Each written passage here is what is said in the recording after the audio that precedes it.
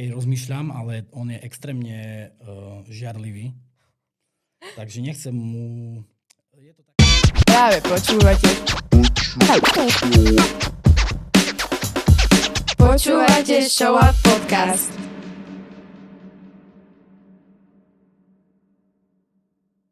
A s akými problémami sa na teba najviac ľudia obracajú? Predpokladám, že za tebou chodia ľudia, ktorí majú nejaké postihnutie, ale možno, že sú to aj ľudia, na ktorých to až tak veľmi vidno nie je. Tým, že ja veľa chodím, akože pešo, tak ja si všímam akože ľudí, že aj veľa ľudí chodí samo pešo, hej, a tak by si chodil so psom pešo, ale možno sú to všetko, to, o čom tu sa bavíme, všetko sú také, že možno blízke kamarátstva, kedy tí ľudia si všimli na mne, že čo robím, a ja to o tom tak akože hovorím, a oni to začali aplikovať do svojho života, tú prítomnosť toho psa, a funguje im to a presne mi to aj povedali, že ja neviem, že možno bolo niečo v práci náročné, niečo možno zažili, čo je náročné pre možno tú psychiku, a on sám mi povedal kolega, že ja prídem domov a ja normálne musel som zobrať Marleyho proste a chodiť s ním, prechádzať sa každý večer 10 km, lebo som potreboval zo seba niečo dať von, a funguje to, lebo tak by možno kúkal do stropu, alebo by možno sa doma vadil s frajerkou, alebo možno by bol nejak negatívne nastavený, alebo by možno mal zlú náladu. A to sú veci, ktoré dakedy sa s nami ťahajú aj možno týždne, mesiace, takže v prvom rade treba sa nejak rozbehnúť a zobrať toho psa von. A ja stále aj hovorím, že možno veľa ľudí mi povie na to nejaký argument, že psa nemáme, alebo nemôžeme mať, alebo bývame v bytovke a tak ďalej. Ale v každom meste väčšom, aj keď nie sme že väčšie mesto, ale nejaký útulok a karanténa to funguje, stále môžeš napísať, dobrý deň, chcem ísť vyvenčiť. Hej, a oni ti odpíšu, že dobre, príď vtedy a vtedy, zoberieš si psíka, ideš vyvenčiť do lesa a zistíš, že toto je niečo, čo má nejaký benefit, ktorý bežne nemá, lebo takto možno si ide zahrať plejko, alebo scrolluje TikToky a neviem čo všetko, hej, ale presne nájsť taký ten zmysel v tom vypnutia hlavy, že nie je tou modernou dobou, ale nie zo srandy sa hovorí, že v prírode hľadaj odpovede, alebo v prírode je to všetko super, v dnešnej dobe to už ťažko na pochopenie, ale naozaj to sú veci, ktoré fungujú a sú zadarmo. A toto je na tom najbrutálnejšie, že sú zadarmo, máme ich pri sebe, máme ich doma, často máme psi doma, máme doma tie možnosti na toto urobiť. A samozrejme presne to, ináč to možno na začiatku bola otázka, že ako, že ja sám som bol jeho najlepším pacientom a on bol môj terapeut a tak toto proste začalo, hej. To znamená, že ja som mal nejaké možno obdobia, kedy som začal venovať sa tomu, že musím ísť, zobrať ho vyvenčiť, lebo som bol povinný ho zobrať vyvenčiť, ešte keď som ho nemal ja dávnejšie. A zistil som, že počas toho venčenia, kedy som musel jeho vyvenčiť, som vyvenčil seba a zistil som, že toto je niečo, čo naozaj mi robí v živote taký vnútorný kľud a pokoj. Aj keď sú zlé dni, keď toto robím, viem veľmi vyriešiť svoju hlavu. Takže keď sa máme pozrieť na ten nejaký, jak by som povedal, že jak ľudia dnes čo hovoria, alebo aký majú názor na svoj život, a veľa ľudí povie, že hej, robota a to vzťahy, ja mám úplne perfektný life. Hej? Akože fakt žijem normálne šťastný život, ale je to o tom, že z čoho vychádzame. A si dovolím povedať na 110%, že prioritnou súčasťou toho, že mám dobrý život, je to, že som sa naučil hlavu vypínať. Hej? A keby som bol sám, asi, že by som nemal tú takú pohnutku, že mám psa jak na začiatku, že musím ho ísť vyvenčiť, lebo bývam v dome, môžem ho vypustiť. Ale toto je pre mňa ten návod na to, jak byť v pohode aj z dlhodobého hľadiska, ale aj z toho krátkodobého. No vlastne ty si vravel, že psi boli súčasťou tvojho života už ako keď si bol mladší. No a v tej práci kanisterapii asi viac pracuje Jimmy, keďže je ten hlavný terapeut. A vlastne čo ťa táto práca alebo tie skúsenosti naučili ako o ľuďoch?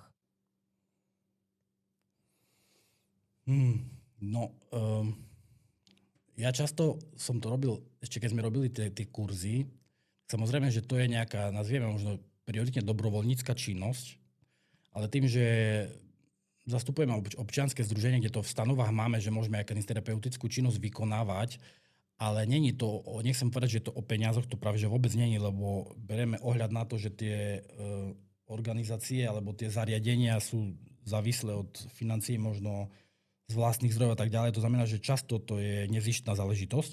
To znamená, že baviť sa o práci, možno niekde v Bratislave, v Košici, ja viem, že sa dá, ale to je také všelijaké.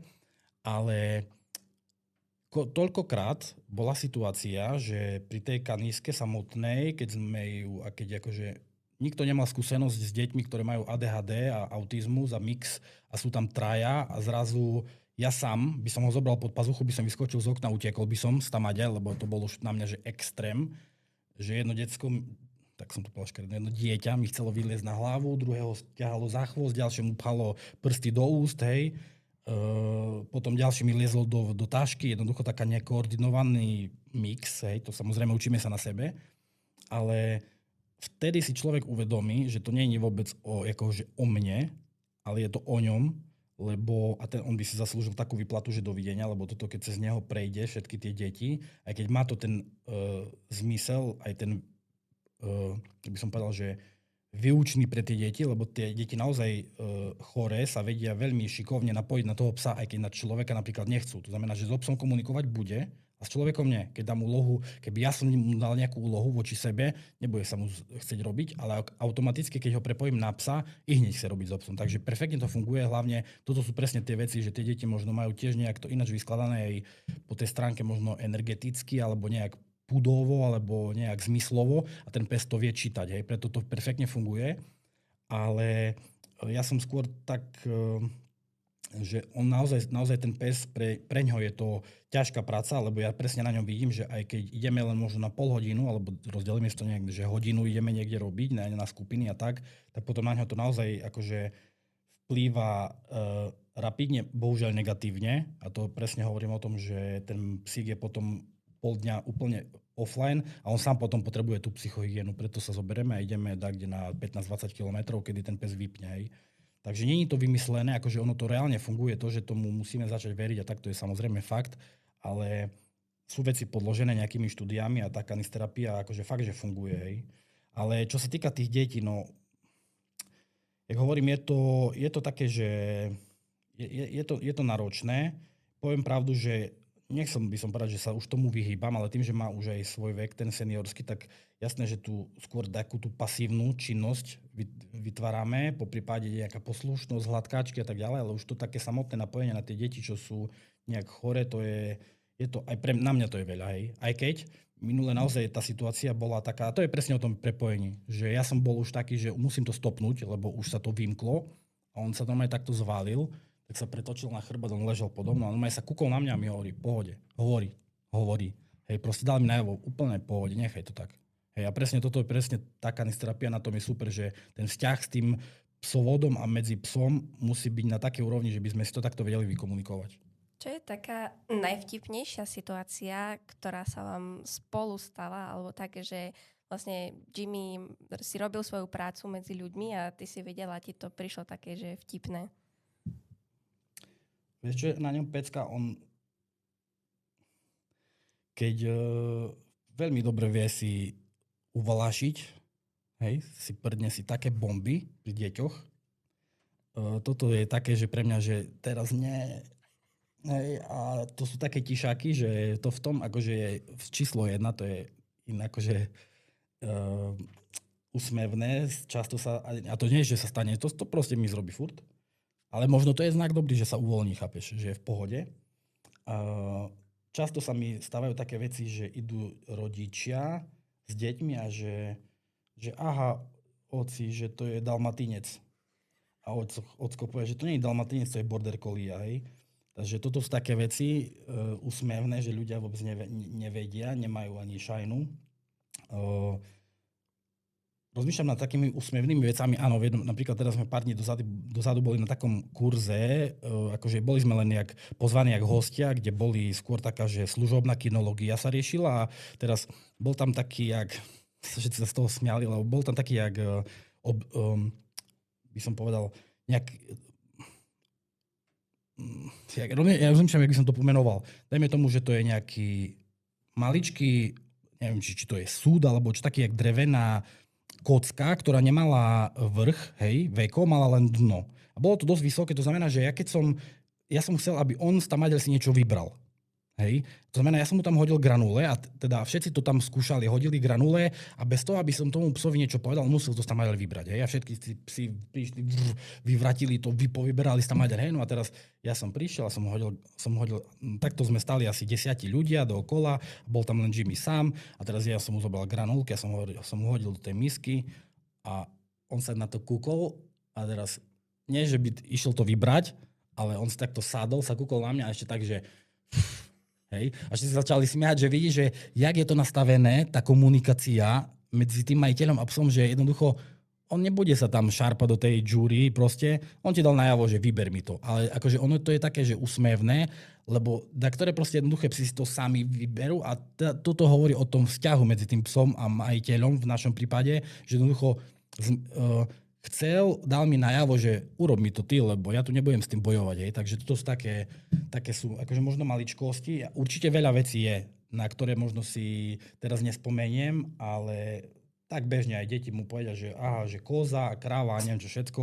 Takže vždy, keď príjem ku deťom, sa pýtam, že či vedia, či to je pes, alebo si myslia, že to je koza, kráva, lebo to sfarbenie je také jeho špecifické, ale je to pes. Aká je Jimmyho minulosť? Ty si ho kúpil ako šteňa, alebo máš ho z útulku?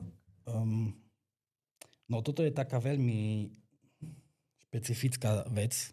To je, jak hovorím, to je moja achilovka. Proste to je, jak hovorím, mňa veľa vecí nerozhodí, ale keď sa máme baviť o ňom, to ja som taký v tom citlivka. Ale možno aj to všetko je, neviem, jak by som to povedal, ten vzťah a to celé, to nechcem teraz tu nejak extrémne ťahať dačo, čo možno takto tomu neverí, ale to celé možno je nejaký možno záležitosť možno nejakej viery alebo niečoho možno vyššieho a tak, pretože v podstate Jimmy má 11 rokov, ja ho mám 8, znamená od 2018 ho mám a v priebehu roku 2015 až 2017 som ho našiel 3-krát. 3-krát som našiel toho istého psa, ja som vôbec nevedel, že to je on. Lebo tým, že ja som pomáhal aj útulku a tak s hľadaním psov, keď teda s odchytom psov a tak ďalej, tak v prvom rade možno na konci ešte len tak. Presne to bolo, že ja bývam proti Tesku a zavolal mi kamarát, že išiel som ráno o 6 do Teska, bol pes priviazaný pri billboarde a že idem zase o 9 do Teska, ale prší a ten pes je tam stále priviazaný. Som išiel, odviazal som psa, zobral som do veterinára, nemal čip, nikto psa nepoznal, tak som ho odviezol do vtedajšieho útulku, zobrali si ho tam. No a na druhý deň mi volá kamarát, že ten, čo mi volal, že počúvaj, že mi volali policajti, že sme ukradli psa od Teska, ne? No a dajak sa to vyriešilo, no a teraz zase prešiel rok a na družbe ležal pes zranený pred dvorom, kde bola nejaká hravá fenka a kamarátka mi zavolala, že Atila, je tu nejaký pes, že toto, že je zranený, že už 3 dní tu leží, tak som prišiel tam, zobral som psa na ruky, išiel som do veterinára, lebo som videl, že má tak otvorenú takú ranu. No a poslal som fotky toho psa do karantény, hej, do útulku. A tá baba mi odpísala, že Atila, že to je Jimmy, ten pes, čo ste ukradli pred rokom z Teska, hej. A ja, že fúha, že vážne, že ja som si ho, nepamätal som si ho proste, lebo medzi tými iné psi sa našli. No a ja som k tomu napísal status, že na Facebook, že som druhýkrát proste v priebehu roka našiel toho istého psa, ne, že keď ešte raz sa stane, že ho nájdem, že už si ho nechám, hej.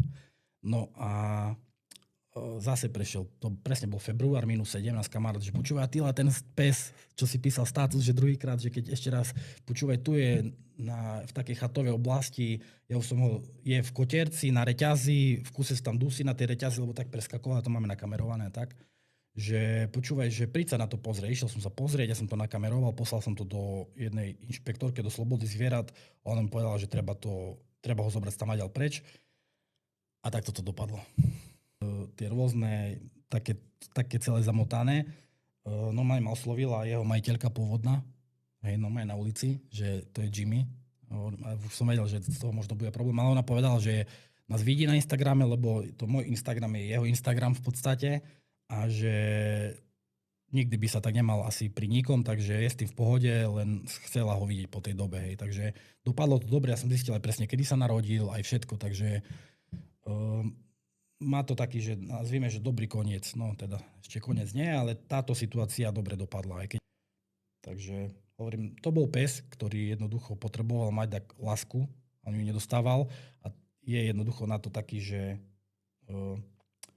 senzitívny na tieto veci, takže keď to dostane, tak on to vráca tou takou lojalitou naspäť. Spomenul si nám, že tvoj Instagram je jeho Instagram, čiže máme tomu chápať aj tak, že točíte spolu nejaké zabavné videá, alebo nejak šírite tú osvetu o kanisterapii? Osvetu určite akože šírim, to ja stále som aktívny, keď niečo pridávame a tak ďalej, to je samozrejme. Ale skôr taký, že ja to mám jak nejakú svoju kartoteku spomienok, takže ja to všetko, čo potrebujem, rýchlo si načítam, lebo ja proste som veľmi aktívny v tom. Aj keď 95% možno je on na tých storkách a fotkách niekde všade možne, takže tak hovorím, to je pre mňa dačo také, že niečo, kde si ukladám tie spomienky a my máme pestrý život, to znamená, či už je to tá samotná kanisterapia, všetko vždycky pridávam, alebo možno taká osveta. Sedíme síce tu v podcaste, ale aj napríklad my sme začali minulý rok robiť podcast, ale taký za pochodu. Vlastne sa tu prvú časť tiež mám natočenú, len samozrejme záleží na tých hosťoch a ťažko je sklbiť profesionálov z fachu, ale volá sa to, že podcast s Jimmym a vlastne počas venčenia, keď sáme s lekármi, s odborníkmi, s kinológmi a tak, no a takže aj toto vlastne je nejaké prepojenie aj na toto všetko, ten Instagram, takže... Ako si vravel, že máte pestrý život spolu s Jimmym, tak neplánuješ do budúcnosti si ho spestriť nejakým ďalším psíkom, napríklad šteniatkom? Hej, rozmýšľam, ale on je extrémne žiarlivý, takže nechcem mu... Je to také, že áno, premýšľam už asi rok, takže aktívne pozerám sa po psovi inom, že by som mu k nemu zobral, ale prioritne je pre mňa, aby on si vybral toho psa druhého, nie ja, aby on si sadol, lebo on je s každým kamoš, ale napríklad s každým sa hrať nebude. Proste je tak, akože akceptuje sa s každým, ale kým sa šalí, to už je veľmi dobré, hej. Takže áno, premýšľam nad tým, ale ja mám doma ešte jednu fenku, takú starú už, 16-ročnú a on ma nervie na ňu, keď ju začnem hladkať, hej. Takže to je, jak hovorím, no nechcem zatiaľ... On je fakt extrémne na mňa naviazaný. Ja keď idem napríklad do práce, ja mám taký kolobeh, že vždycky vie, kedy idem do dennej, akože do roboty a on deň predtým už je zdutý, hej. To znamená, že je urazený, už na mňa pozerá sa zle, už nechce ani s nikým nekomunikovať. A kedy napríklad ani sa nechce ísť venčiť, keď ja som v robote, hej. Že mi ho mama zobere venčiť, tak ho nechce ísť ani vonku, tam musí zobrať nejakú odmenku, pamosok alebo čo. Takže, ak hovorím, nechcem mu robiť stresy s tým, že mu prinesiem iného psa. Možno ešte ja si to tak berem, tak možno emotívne, že aby on to nepochopil, že to má byť nejaká náhrada za ňo alebo čo, hej. Takže zatiaľ sa tomu, mám to tak kde rozpracované v podvedomí, ale ešte sa tomu vyhýbam. No a keby Jimmy vedel rozprávať, tak čo si myslíš, že by tak odkázal ľuďom buď s tými, čo pracuje, alebo tak celkovo akože? Vieš čo, ja akože takedy ja tak sa na neho kúkam a on tak pekne vyhodnocuje veci. Hej, a to nemusí byť možno ani, že ľudia priamo, ale on to pekne vyhodnocuje aj pri psoch. Ja neviem, že ide pes okolo a ten pes na ňo začne vrieskať, vrčať všetko a on je na voľno. On sa na ňo tak kúka, že kámo, ty si na vodítku, ja som na voľno, že choď, vieš, že. A to isté napríklad aj keď sme kde na lúke a vybehnú jelene, alebo neviem čo, tak sa na to pozerá pekne a vôbec nemá takú pohnutku, že prepnutý pes, letím, hej. Proste on normálne to tak vyhodnocuje, si hovorí, že pekné zviera, ale že na čo by som za ním mal ísť, čo, hej. A on toto vyhodnocuje proste aj pri ľuďoch, že jednoducho tak ho čítam z neho, že môžem si myslieť, že čo si myslí on, ale jednoducho je taký, že on si to uvedomuje, že takto asi v pohode není, že takto možno je chorý. Možno čo by odkázal je, že sa netreba bať psov, alebo možno ľudia robia často chybu, lebo mne sa stáva fakt, že často, že to je Jimmy, že bol u nás, hej, no má deti malé. Hoci kde v meste, pri venčení, hoci kde sa stretneme s tým, že môžem pohľadkať, jasné. A minule som stretol na teraz, teda v rade som stál v kaviarni a bol tam taký chlapčík, že babi, že to je Jimmy zo škôlky. Nechytaj ho. A on, že ale však to je ten zo škôlky, čo bol pri nás a nám Ujo povedal, že keď ho uvidíme, že sa máme pýtať. Hej, nebudeš hladkať cudzieho psa. Chápeš? Že mne je to tak ľúto, to nie, že on, čo by povedal ľuďom, to ja hovorím ľuďom. Proste viac sa bojme ľudí, než sa bojme psov a hlavne proste tie deti treba viesť k tomu, k láske k zvieratám. Ja som tak bol vedený a možno to má tiež súvis, ale robiť presne to, že ja to často aj v škôlkach hovorím a tie učiteľky alebo v školách mi hovoria, že my môžeme tu deťom vysvetľovať, jak majú sa k zvieratkám správať, k psíkom, ale prioritný je problém v tých rodičoch, hej. Že oni už tam je ten problém, takže to je také možno všeobecné, že čo by povedal on, to je jasné, že žije pekný život, praje ho určite každému, aj že by nikto sa ho nebal, alebo že by psov ste sa nebali, ale to možno ja tak na svoj popud, že ja vidím, že ľudia koľko robia chyby a samé deti už možno vyhodnocujú, že to je super. A vedel by si nám dať ešte nejaký tip na takú psychohygienu pre tých, ktorých majú psíkov doma? Hej, no do auta ho hodíš a ideš. Tak každý máme svoje také tie chodničky, my psičkári, psychohygienisti a v prvom rade musíme sa že naučiť sami byť so sebou, lebo ktorí ľudia, chápeš, extrémisti majú problém, že byť len sami, alebo byť v tichu, lebo iné je ticho byť doma, pozerať do stropu, hej, že vypneš a len tak ležíš, ale však ako nemyslím si o sebe, že som starý, ale mám rád tie také možno staré, že staršie metódy, že fakt nečítam dajak extra knihy, ale hoci kedy zoberiem knihu, idem do kúpeľov, si sadnem na lavičku, vieš, asi čítam dačo a len on tam je pri mne a proste je to určite lepšie, ak by som mal doma scrollovať a písať si s dákým o ničom, proste mať začleniť do svojho života aj takú časť. Hej. A to, že kde chodiť, jasne, buď zobereš ho ku topli, kde stretneš XY druhých psov, čo je pre toho psa super, lebo sa kamaráti, stretne, socializuje a tak ďalej, ale treba ho takedy zobrať aj tak, kde budete sami len vy dvaja. A hlavne treba začať robiť, skúsiť to, vieš, vyskúšať to raz, druhýkrát, tretíkrát nepasuje mi, idem tam, takže, ale vo finále ľudia sa možno pýtajú, že jak sa to robí a pritom je to úplne jednoduché a prirodzené a jak hovorím, je to lacné, nič to nestojí, si možno zoberieš kávu do kelímka a máš fajn deň. A myslíš si, že je veľa o rase, alebo je to aj o výchove, že sa dajú naučiť aj psíky, ktoré sú tvrdohlavejšie nejakému správaniu, alebo je to prevažne o tom, aby sme si tú rasu vyberali my? Určite je vhodné si vyberať, však vždycky to je o našom výbere, že čo si vyberieme, ale nevyberať si podľa toho vzhľadu. Samozrejme, keď si kúpim francúzskeho buldočka, asi nemôže so mnou chodiť na turistiky, keď spadne zo skaly kde, ne? Takže sa skôr si vyberať, že čo chcem. Ako dobre, že keď chceš ísť len na kavičku, dá si kúp francúzskeho buldočka. Máš francúzskeho buldočka? Nemáš, ne? Nemám. Lebo tak som sa zľakol, že máš francúzskeho buldočka. Nie. Ale to nechcem nikomu voči francúzskym, lebo mám kamošov, čo majú francúzskych, len jak hovorím, treba si to plemeno prispôsobiť tomu svojmu životu, hej? Že jednoducho, však so mnou všade ide na dovolenku, tak jednoducho viem, že keby to bol francúzsky, to ho nezoberiem, bo umre v aute, keď je teplo, ne? Takže, alebo kde na pláži, asi mu to nebude komfortné. Takže, a pritom so psami sa už dá ísť všade, aj ubytovať, aj na pláži, akože vôbec tým nie je problém. Ale hej, výber toho správneho psa je dôležitý, ale asi podľa mňa dôležitejšie ešte aj to, že čo ten pes, jaký život žil, dokým nebol s tebou, ak to nebude štenia, hej. To znamená, že preto možno je karanténa, útulok veľmi dobrý, lebo ten pes vie, čo žil, jak žil a veľmi rýchlo pochopí, keď dostane pekný život, že toto je super. Takže toto, čo bolo zlé a toto teraz, čo zažívam, je perfektné a potom to tak aj možno funguje, jak tu. Ako, myslím, že by sme sa tu dokázali rozprávať ešte o ďalších veciach, že by sme si vlastne možno aj svoje vlastné skúsenosti so psami vedeli povedať. Mm-hmm. Lebo ja tiež napríklad včera som bola so svojím psom sa prejsť, lebo som si povedala, že predsa svieti slnko.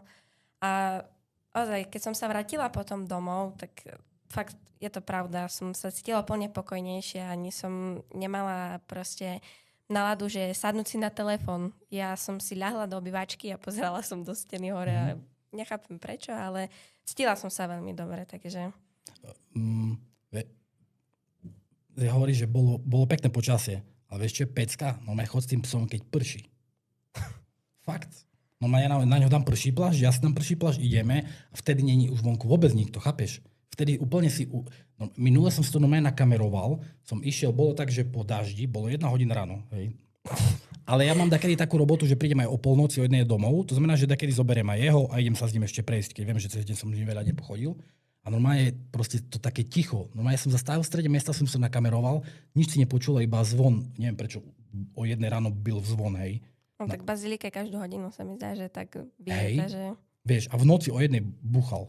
Som si to nakameroval a proste bolo úplne ticho a vtedy fakt aj ten človek tak si proste normálne tak, ja som aj počúval, že to čo je tak nezvyčajné, vieš čo, bežne taký ruch a všetko, tieto veci, alebo že prší, on nemá problém s dažďom, on práve že rád chodí cez dažď. Takže dám na neho prší pláž, nevadí nám ani počasie a je to úplne o inom. A keď je leto a prší, tiež to má zase svoje čaro, to furt je to dačo také iné než bežne, bo vieš tak, nechcem zmoknúť, idem do auta, dažník, ale skús dakedy ísť mimo toho komfortu a zistíš, že to má je to oveľa ešte aj lepšie a krajšie a príjemnejšie pre telo. Akože len to treba skúsiť, vieš. To sú také možno pre takého psycho veci, ale mne fungujú a ja sa im vôbec nevyhýbam. Takže viac si to len treba uvedomovať. Vieš, aj toho psa, aj seba samého, aj tú psychohygienu. Dnešná epizóda nám ukázala to, že duševné zdravie nie je len nejaká vedľajšia téma, ale treba sa o neho starať každý deň. No presne tak, chvíľa pokoja, spomaliť alebo porozprávať sa s niekým. A myslím, že niekedy stačí aj pohľadkať len psíka. To samozrejme, však to prechádza všetko, takže to je hladkať hávka treba. A zároveň sa chceme veľmi pekne poďakovať aj tebe, že si našiel čas a prišiel si do nášho podcastu a povedal si nám niečo o základoch kanisterapie. Za maličko, ja som rád s vami tiež pokecal, aj keď trošku sme to prestrelili, časovo budete mať čo strihať, ale kľudne aj hoci kedy na budúce, po prípade keď, ja stále hovorím vždycky na konci, aj keď chodím na nejaké tie semináriky, hovorím, že keď takto nejaký má problém a chce sa poradiť, alebo čo kľudne zavolať, napísať a poradíme, pomôžeme, takže úplne v pohode. Ďakujem aj ja. A samozrejme ďakujeme aj Jimmymu. Sa narobil dneska. Prišiel, ľahol. A už mu je dobre. Ak si z dnešného podcastu máte odniesť len jednu vec, tak je to to, aby keď sa cítite zle, tak ste si to nenechávali len pre seba, ale zdôverili sa s niekým, kto je vám blízky. Majte sa dobre a starajte sa o seba a počujeme sa na budúce. Počúvali ste Show Up podcast, ktorý si pre vás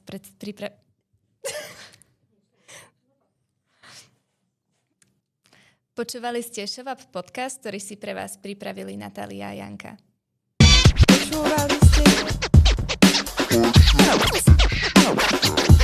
Počúvali ste Show Up podcast.